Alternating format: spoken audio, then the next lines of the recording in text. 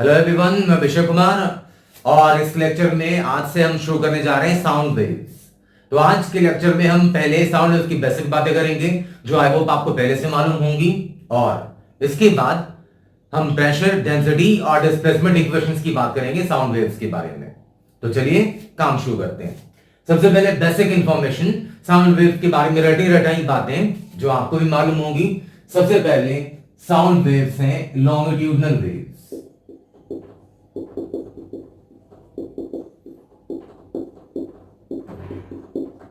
Longitudinal waves, हमने ये classification waves के पहले लेक्चर में पढ़ा था कि अगर पार्टिकल का डिस्प्लेसमेंट उधर ही हो, जो पार्टिकल का ऑसिलेशन उधर ही हो जिधर वेव जा रही हैं, तो वो आपका लॉन्गिट्यूडनल। अगर वेव जिधर जा रही है उसके परपेंडिकुलर पार्टिकल्स ऑसिलेट कर रही हैं तो वो ट्रांसवर्स वेव्स। तो पिछले सेगमेंट में, पिछले चैप्टर में हमने ट्रांसवर्स वेव्स की बातें करी, स्ट्रिंग्स पे जो होती हैं। अब हम बात करने जा रहे हैं longitudinal.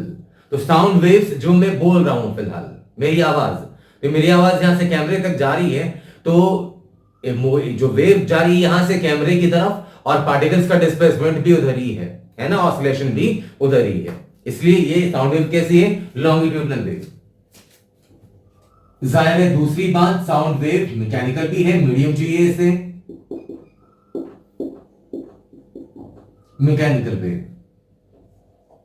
Sound wave normal temperature and pressure पे साउंड वेव की वेलोसिटी 332 मीटर्स पर सेकंड, इसी के आसपास ऑसिलेट होता हुआ मिलेगा आपको। कहीं पे क्वेश्चन में 330, कहीं पे 340, इस तरह की बातें कर देंगे, तो कोई बात नहीं, जनरल डेटा याद रख लो 330 के आसपास। फिर इसके बाद ऑडिबल रेंज, साउंड वेव कितने से कितने फ्रीक्वेंसी तक सुना जा सकेगा एक इंसान के द्वारा, हमारे द्वारा, उसे अपन कहते हैं ऑडिबल रेंज। तो ऑडिबल रेंज किसके लिए डिफाइंड है? हमारे लिए, ह्यूमन बीइंग्स के लिए। 20 हर्ट्ज से लेकर 20,000 हर्ट्ज या 20 किलो हर्ट्ज भी जिसे कह सकते हैं आप, हर्ट्ज फ्रीक्वेंसी की यूनिट। तो 20 से 20,000 इस रेंज में फ्रीक्वेंसी होगी साउंड की, तो वो साउंड हम सुन सकेंगे। अब इसी के हिसाब से दो क्लासिफिकेशन है, इंफ्रासोनिक, इंफ्रासोनिक साउंड। इंफ्रासोनिक मतलब क्या हो गया? ये भी सुन नहीं सकते अपन, ऑडिबल रेंज तो यही है, तो ये ऑडिबल साउंड नहीं है। इसकी फ्रीक्वेंसी 20 हर्ट्ज से कम, अगर फ्रीक्वेंसी 20 हर्ट्ज से कम हो उसे कहते हैं अपन इंफ्रासोनिक, और वही फ्रीक्वेंसी अगर 20,000 से भी बड़ी हो तो ये है अल्ट्रासोनिक। तो ये दोनों साउंड वेव्स की फ्रीक्वेंसी से अपन सुन नहीं सकते, क्योंकि एक 20 से कम है, एक 20,000 से बड़ा है। अल्ट्रासोनिक, इंफ्रासोनिक, ये सब तो ये शब्द इस्तेमाल होते हैं। अल्ट्रासोनिक एयरप्लेन्स वगैरह, ये सब चीजें चर्चाएं सुनी होंगी आपने। ये थोड़ी जनरल जानकारी है साउंड वेव्स के बारे में जो अपन पहले से जानते थे। चलो अब हम आते हैं क्लास के रियल मोटिव पे। ये तो जनरल नॉलेज है, हर किसी के पास होता है, रट्टे वाली बात है। अब अपन फंडे वाली बातें करेंगे, तो ध्यान से सुने। सबसे पहले बात करते हैं अपन साउंड वेव्स में डिस्प्लेसमेंट इक्वेशन की। Topic they please, displacement equation of a sound wave. Displacement equation of a sound wave. एक वेव को रिप्रेजेंट करने के लिए साउंड वेव्स कैसे ट्रेवल करती हैं?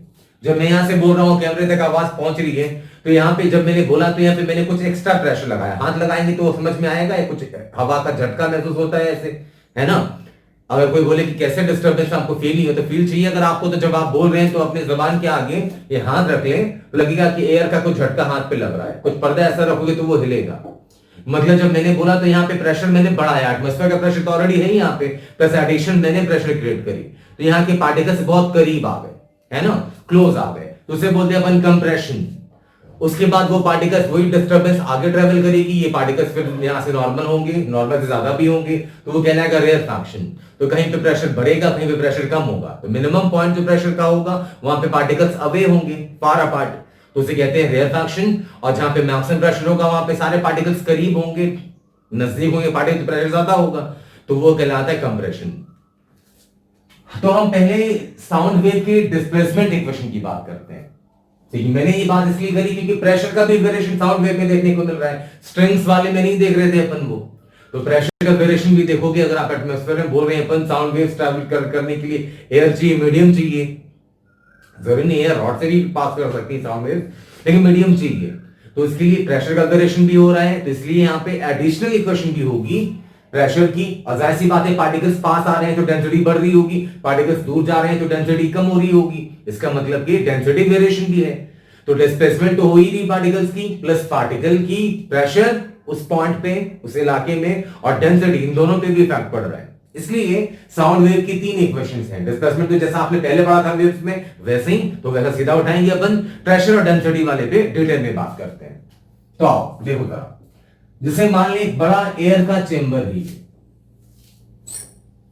और इस चेंबर में एक पिस्टन लगा है, ये है पिस्टन। अब अगर पिस्टन को पुश करेंगे इसके अंदर, जरा ध्यान दें आप, अगर पिस्टन को पुश करेंगे इसमें, तो पार्टिकल्स जो है, मान लो कि इतने रीजन में पार्टिकल्स थे, अचानक से पुश किया अगर हमने, बहुत स्लोली नहीं कर रहे कि पार्टिकल भी खिसकते जा रहे धीरे धीरे, अगर पुश करोगे आप ये पार्टिकल्स बहुत करीब आ जाएंगे। मान लो जो पार्टिकल्स इतने स्पेस में थे पहले, और आपने पिस्टन को यहां से पुश करके यहां लेके आ गए, तो इतने स्पेस में ये सारे पार्टिकल्स आ गए, करीब आ गए पार्टिकल्स, तो एक डिस्टर्बेंस क्रिएट हुआ वहां पे एटमॉस्फेयर में, इसे बोलते हैं अपन कंप्रेशन। तो अगर पिस्टन एसएचएम करेगा तो एक सिंपल हार्मोनिक वेव एस्टैब्लिश हो जाएगी यहां पे। तो इस तरीके से डिस्टर्बेंस ट्रैवल करेगी एयर के अंदर।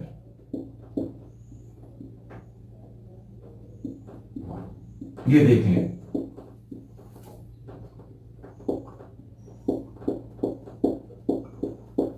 डायग्राम बनाने में जो टाइम जाए थोड़ा बहुत फील के लिए बना देता हूं। ये देखो यहां पे पार्टिकल से बहुत क्लोज, इसे कहते हैं अपन compression,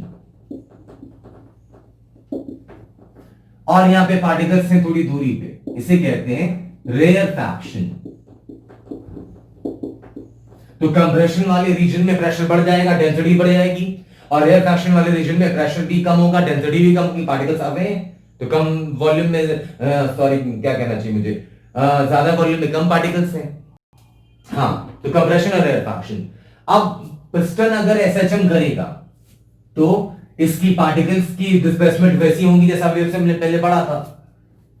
if piston executes SHM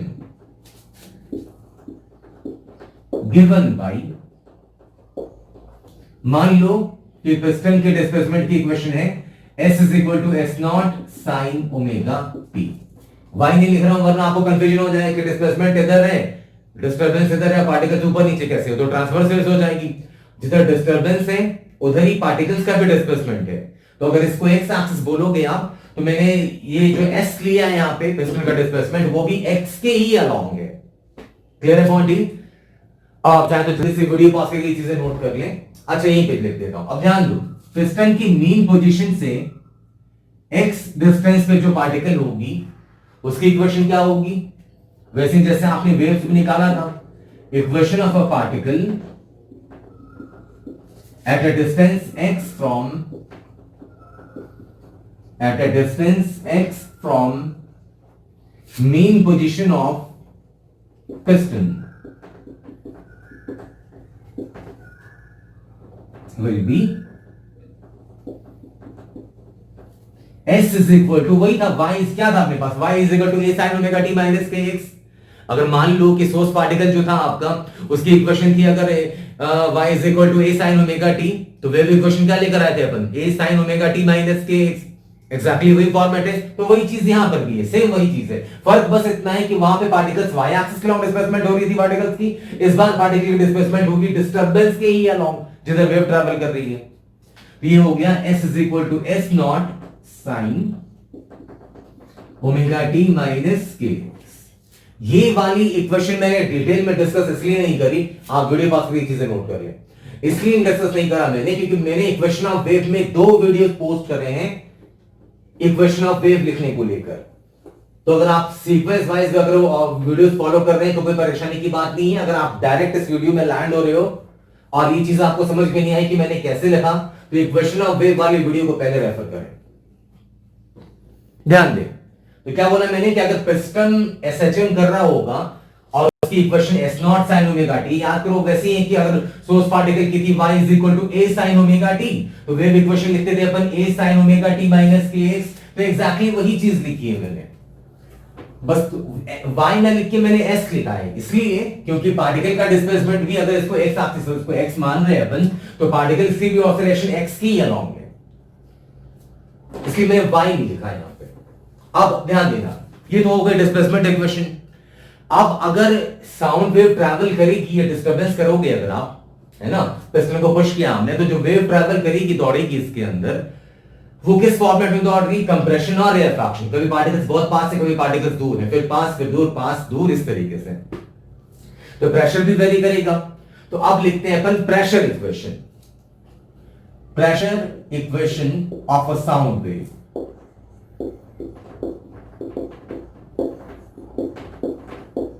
of a sound wave, ध्यान से देखना जरा। पहले मान लेते हैं कि ये है पिस्टन, पिस्टन से x डिस्टेंस पे, नीचे दिखा देता हूं, ये एयर पार्टिकल्स हैं, इसमें x डिस्टेंस पे एक छोटा सा एयर कॉलम कंसिडर करते हैं अपन, जिसकी थिकनेस है dx। ये पिस्टन का क्रॉस सेक्शन एरिया जो है वो आप कुछ मान सकते हो, मान लो कि a है क्रॉस सेक्शन एरिया। ये पिस्टन का जो एंड है इसका क्रॉस सेक्शनल एरिया है a, जरूरत पड़ सकती है हमें। अभी वेव ट्रैवल नहीं कर रही है ना, अभी राइट नाउ वेव इस डायग्राम में, right now wave is not travelling, right now wave is not available. अभी वेव नहीं आई, यहां पे वेव नहीं आई। उस वक्त मैंने क्या करा, पिस्टन के से x डिस्टेंस पे, अभी मीन पोजीशन कह सकते हो पिस्टन का, ऐसे पिस्टन के मीन पोजीशन से x डिस्टेंस पे dx लेंथ का छोटा सा एयर पार्ट कंसीडर करा मैंने, ये मान। अब जब वेव आ जाएगी इसमें, ध्यान देना, ये कॉलम एयर कॉलम,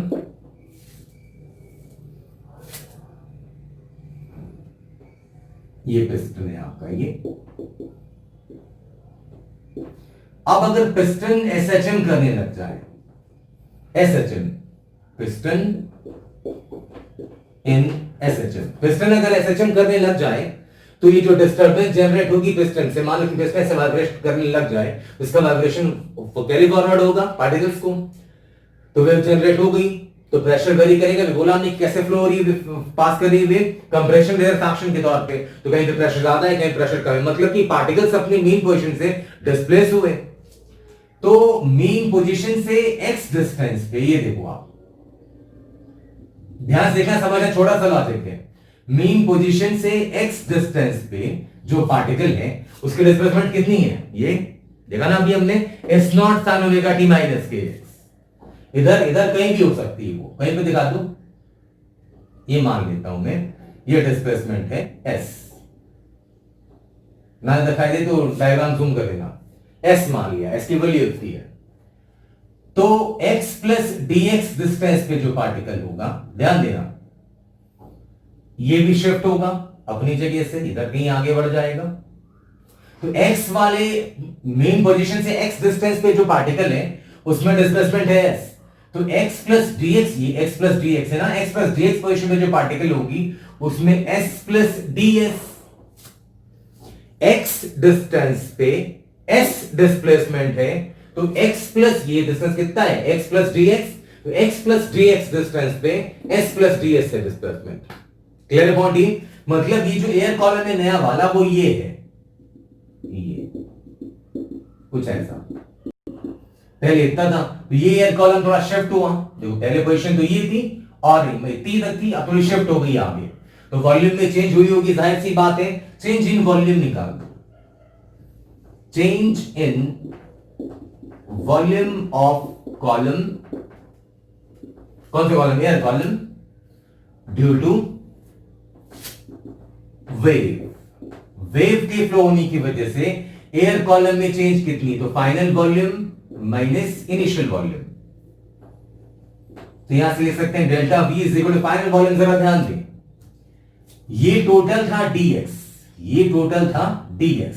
देख लें यहां से यहां इतना s हो गया, तो जाहिर सी बात है कि थी जो बचा हुआ पार्ट है ये वाला, तो इतना पार्ट तो dx था, इसमें से s निकल गया तो बच गया ये dx माइनस s।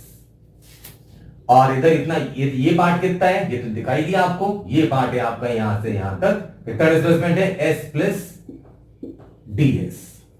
तो टोटल लेंथ कितनी हो गई, यहां से जोड़ दो आप, फाइनल वॉल्यूम हो गया, क्रॉस सेक्शन एरिया तो a मान लिया मैंने, cross section area A, area into length यही होता है ना। तो यहां से यहां तक की लेंथ कितनी होगी, dx minus s plus s plus ds, S cancel, बच जाएगा dx प्लस ds। क्लियर है पॉइंट ये। और इनिशियल वॉल्यूम dx लेंथ का कॉलम लिया था, एरिया कितनी a, तो आ गया a dx।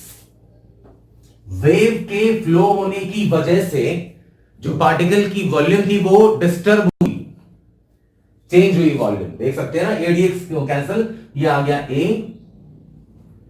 डीएस। ये निकाला हमने चेंज इन वॉल्यूम।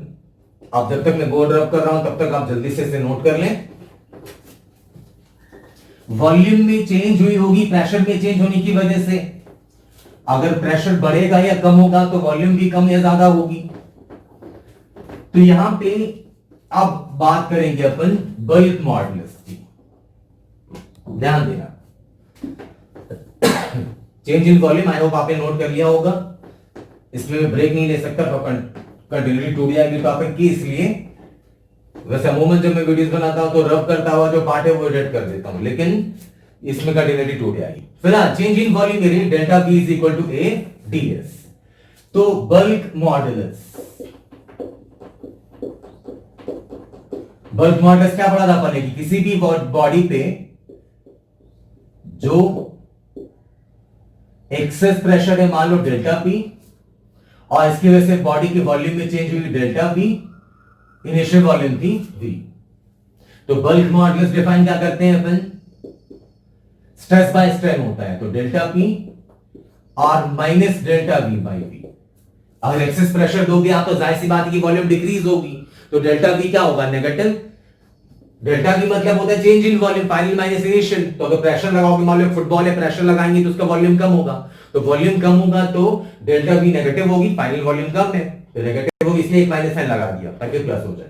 तो ये बल्क मॉडुलस का फॉर्मूला।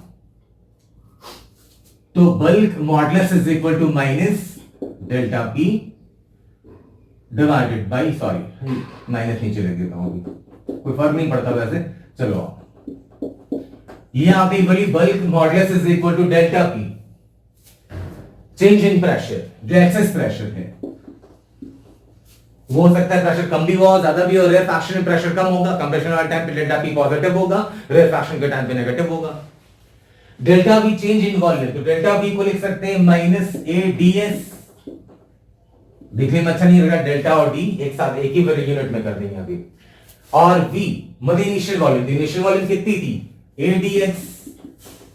वी मतलब इनिशियल वॉल्यूम जो शुरू में वॉल्यूम थी प्रेशर लगाने के पहले, तो ये शुरू में ये वॉल्यूम थी ए इंटू डीएक्स, यहां से ये कैंसिल आउट। तो डेल्टा पी की वैल्यू कितनी आ गई, minus B ds upon DS.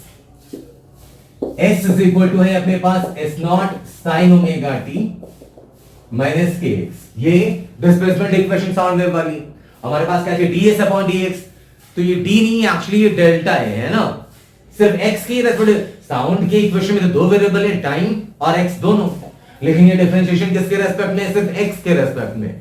That is why इसे पार्शियली डिफरेंशिएट करो, delta S upon delta x. दो वेरिएबल हैं और एक के रेस्पेक्ट में डिफरेंशिएट कर रहे हो, तो ऑब्वियस सी बात है कि वो क्या है, partial differentiation. S function T और एक्स दोनों का है, लेकिन डिफरेंशिएट सिर्फ एक्स के रेस्पेक्ट में करना है, तो पार्शियल लिखा मैंने बस इसलिए, फंडा आता है अपने को। तो क्या आ जाएगा ये minus K S not sign का आ जाएगा cos omega T minus K X. Clear है पॉइंट ये। तो यहां से आप रख दें, तो delta P is equal to मिल गया माइनस बी और ds अपॉन ds की वैल्यू आ गई K S not minus K S not, X के रेस्पेक्ट एक्स का कोफिशिएंट है minus K cos omega T minus K, ये माइनस माइनस प्लस, तो delta P is equal to मिल गया डी के S not cos omega T minus K. अब ध्यान से देखा, ये एक्सेस प्रेशर है या चेंज इन प्रेशर जिसे आप कह सकते हैं, ये पॉजिटिव भी हो सकती है और ये नेगेटिव भी हो सकती है। तो जरा ध्यान से देखें, अगर कॉस की वैल्यू 1 रही तो डेल्टा पी हो जाएगा B K S not positive, मतलब उस वाले पॉइंट पे प्रेशर बढ़ेगा, कंप्रेशन का टाइम होगा वो। और अगर कॉस की वैल्यू हुई -1 तो ये हो जाएगा नेगेटिव, एक्सेस प्रेशर नेगेटिव मतलब प्रेशर कम हुआ। तो रियल प्रेशर जो है, रियल प्रेशर वो क्या होगी, P naught plus del P या फिर P naught minus del P. Real pressure यहीं से ही वेरी करेगी, बीच में भी कुछ हो सकती है वैल्यू, लेकिन इनके बीच में वेरी करेगी ये। मुझे इंटरवल टाइप अगर लिखना तो मुझे ऐसा लिखना चाहिए, P naught minus del P और ये P naught plus del P. Interval ऐसे रिप्रेजेंट करते हैं, इसका मतलब हो गया कि इन दोनों के बीच की कोई भी वैल्यू और बड़ा ब्रैकेट है मतलब इंक्लूडिंग ये दोनों। तो इसे अपन बोलते हैं, ध्यान दो, इसे डेल पी नॉट बोलते हैं अपन। तो delta P is equal to आ गया del P not, D K S not को del P not cos omega T minus K. ये रही प्रेशर की इक्वेशन, ये हमारे सामने प्रेशर की इक्वेशन। और P naught minus del P naught देखो आप, और P naught plus del P naught, del P की मिनिमम वैल्यू कितनी होगी, minus B K S naught. B K S naught को अपने पी नॉट ये बोला है ना, डेल्टा पी नॉट बोला है इसको, क्या लिखा मैंने, ये बोल लिखा नहीं मैंने, बोला है सिर्फ, ध्यान रखना क्या मैंने क्या लिखा है, डेल्टा पी नॉट बराबर जो है वो है बी के एस नॉट। तो मैक्सिमम प्रेशर या तो इसकी वैल्यू नेगेटिव माइनस में आ जाए और मैक्सिमम में ई प्लस और मिनिमम में माइनस, वो लिखा मैंने कि इस रेंज में लाई करेगी, P naught minus del P naught minimum value होगी प्रेशर की, और P naught plus del P naught maximum. बाकी टाइम पे कॉस की वैल्यू हमेशा -1 और 1 तो रहेगी नहीं, बीच में कुछ रहेगी, तो प्रेशर इसी के बीच में वेरी करेगा। और ये रही आपकी pressure equation, delta P is equal to delta P not cos omega T minus K. अब आप एक छोटी सी बात ऑब्जर्व करेंगे कि जो प्रेशर की इक्वेशन मैंने डिराइव करी अभी, वो डिस्प्लेसमेंट वाली इक्वेशन से 90 डिग्री के फेज डिफरेंस पे है,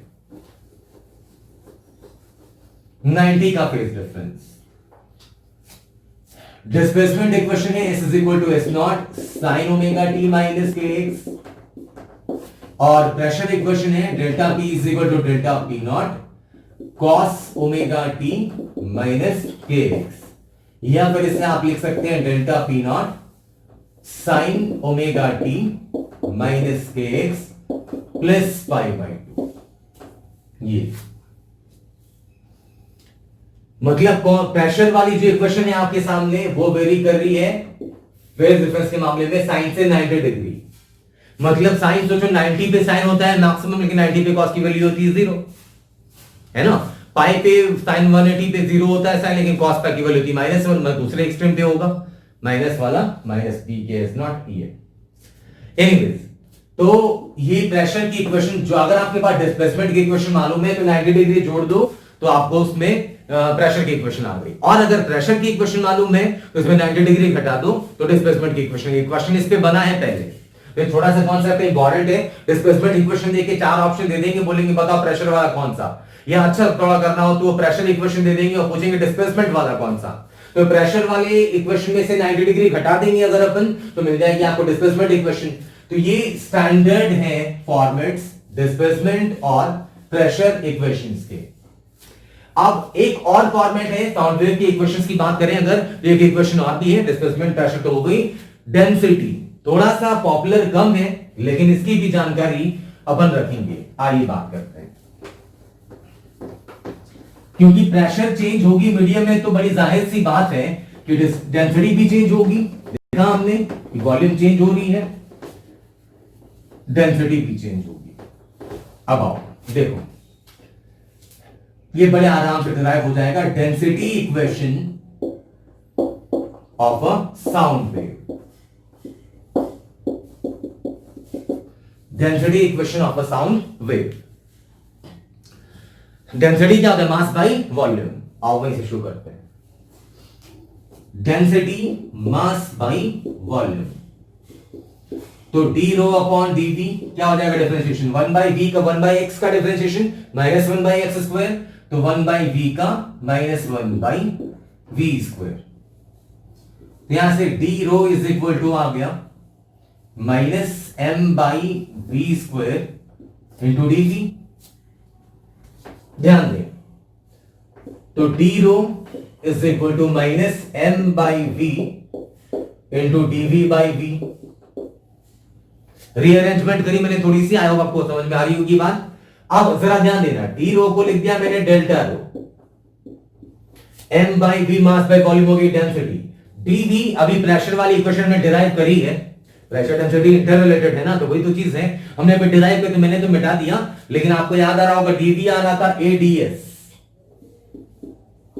एडीएस और v की वैल्यू थी एडीएक्स शुरुआत वाली, एडीएक्स, ए कैंसिल, फिर वही कहानी s is equal to S not sine omega T minus K X, ये है डिस्प्लेसमेंट इक्वेशन। हमें क्या चाहिए? ds अपॉन dx चाहिए, तो यहां से डेल्टा में लिखना पसंद करूंगा, क्योंकि डिफरेंशिएशन साउंड वेव की इक्वेशन टाइम में दो तीन बार बोला था अभी, साउंड वेव की इक्वेशन टाइम और डिस्प्लेसमेंट दोनों डिपेंडेंट है, लेकिन मुझे डिफरेंशिएशन करना है किसके रेस्पेक्ट में? सिर्फ x के रेस्पेक्ट में, तो it is better to use the term notation partial differentiation. Differentiate कर देंगे तो cos का आ गया साइन, तो minus K S not cos omega T minus K x sign का cos, ठीक है, ये रख दो यहां पे। तो delta rho is equal to मिल गया minus rho minus K S not cos omega T minus K X, तो delta rho is equal to मिल गया आपको minus minus plus rho K S not cos omega T minus K X, और rho K S naught को आप delta rho not लिख सकते हैं, नोटेशन के नजरिए से बता रहा हूं आपको, लिख सकते हैं ऐसा, तो delta rho is equal to मिल गया finally delta rho not cos omega T minus K X. ये रही डेंसिटी की वेरिएशन, मतलब साउंड वेव में किसी भी टाइम इंस्टेंट पे पिस्टन के मेन पोजीशन से x दूरी पर कहीं पर भी अगर आपको चाहिए डेंसिटी, अगर ऐसा पूछी दे सवाल, तो ये है हमारे सामने। तो एनालिसिस का जो पार्ट था इंपॉर्टेंट था, जैसे हमने पढ़ा कि x dx लेंथ का एक कॉलम लिया, वेव ट्रेवल करने के बाद dx का शिफ्ट हुआ आगे, और ये भी देखा कि उस dx की वॉल्यूम इंक्रीज हुई, और यहां से सारी एनालिसिस हमने आगे बढ़ाई। तो ये चीजें इंपॉर्टेंट थी, एनालिसिस इंपॉर्टेंट था, आपकी समझने के लिए इंपॉर्टेंट बात ये थी कि डेंसिटी इक्वेशन तो पहले से बन जानते थे, प्रेशर हमने डिराइव करा, और प्रेशर के जरिए ही हम डेंसिटी इक्वेशन तक भी पहुंच गए। अब जैसे छोटा सा मुझे मिटाना पड़ेगा, मिटा नहीं रहा, इसे मैं बना देता हूं। देखो इधर, जैसे मान ले ये है डिस्प्लेसमेंट कर्व, ये डिस्प्लेसमेंट कर्व, इधर s है इधर x है, ये परपेंडिकुलर नहीं भाई, x के अलोंग जो डिस्प्लेसमेंट्स हुए हैं उनको प्लॉट किया मैंने इधर, तो वरना s है उधर ही, डायरेक्शन नहीं देखो आप, ये एक्सिस देखो, प्लॉट है। तो दो पॉइंट्स बोझ में a और b, हमें पूछो बताओ कि a वाला कंप्रेशन का पॉइंट है कि b वाला कंप्रेशन का पॉइंट है, मतलब कौन सा कंप्रेशन कौन सा रेयरफैक्शन, तो ये भी ढूंढ सकते हैं आप। कैसे जरा देखिए, जैसे मान लो कि ये एयर कॉलम है, ये इसके सामने नीचे ए पॉइंट और इसके सामने नीचे ये बी वाली पॉइंट। अब जरा गौर करें, ये पॉजिटिव एक्सिस इधर है, पॉजिटिव लेते हैं अपन, पॉजिटिव राइट हैंड साइड, ए के पहले जो पार्टिकल्स हैं उनके डिस्प्लेसमेंट है पॉजिटिव, और ए के बाद जो पार्टिकल्स हैं उनके डिस्प्लेसमेंट है नेगेटिव, मतलब ए के पहले वाले जो एयर पार्टिकल्स हैं वो जा रहे हैं पॉजिटिव की तरफ, मतलब इस तरफ, और ए के बाद के जो पार्टिकल्स हैं वो नीचे है, मतलब डिस्प्लेसमेंट नेगेटिव साइड है, ये नेगेटिव साइड, मतलब ये पार्टिकल्स इधर शिफ्ट हो रहे हैं, पास आ रहे हैं, तो पार्टिकल्स पास आ रहे हैं तो जाहिर सी बात ये क्या हो जाएगा, कंप्रेशन। क्लियर है पॉइंट ये? बी का देखो, बी से पहले के पार्टिकल का डिस्प्लेसमेंट नेगेटिव दिखा रहे हैं, मतलब नेगेटिव एक्स एक्सिस इधर, और बी के बाद वाले जो पार्टिकल्स हैं वो है उनका डिस्प्लेसमेंट है पॉजिटिव, मतलब ये जा रहे होंगे पॉजिटिव साइड, तो यहां के जो पार्टिकल्स है, एक जा रहा है राइट की तरफ, एक जा रहा है लेफ्ट की तरफ, तो सेपरेशन बढ़ेगा पार्टिकल्स के बीच में। सेपरेशन बढ़ेगा तो वो क्या हो गया, रेयरफैक्शन। तो पॉइंट बी क्या है, आर रेयरफैक्शन, पॉइंट ए क्या है, सी कंप्रेशन। तो ये आई होप ये आपको ये सेशन समझ में आया होगा। प्रेशर, और जैसे कि मेरा सुझाव रहता है कि स्टैंडर्ड रिजल्ट हम याद रखें, बाकी एनालिसिस भी समझ में आना चाहिए, क्योंकि कोई भूल गए तो बेसिक कॉन्सेप्ट्स के जरिए काम कर सकते हैं अपन। तो हमारे पास साउंड वेव की बेसिक प्रॉपर्टीज पहले से मालूम थी। डिस्प्लेसमेंट इक्वेशन आ गई, प्रेशर इक्वेशन आ गई, डेंसिटी इक्वेशन आ गई। और कोई भी डिस्प्लेसमेंट इक्वेशन देख, प्रेशर से तो देख के बता ही सकते हैं ना डायरेक्ट। जहां पे प्रेशर सबसे ज्यादा होगा वो कंप्रेशन, जहां पे प्रेशर सबसे कम होगा रेयरफैक्शन। तो प्रेशर ग्राफ से कंप्रेशन रेयरफैक्शन ढूंढना ये कोई बहुत बड़ी बात नहीं है, ये तो डेफिनेशन से ही बता सकता है बंदा। डिस्प्लेसमेंट ग्राफ में थोड़ा सा सोचना पड़ा, ये चीज इंपॉर्टेंट थी, इसको आप चाहें तो रिवाइंड करके दोबारा से ये पार्ट देख लेना। तो मिलते हैं अगले क्लास में नए टॉपिक के साथ। तब तक अपना ध्यान रखिए, किसी किस्म की परेशानी हो, डाउट हो, कंफ्यूजन हो तो मुझे फीडबैक में बताएं। Thank you so much. जय हिंद, जय भारत।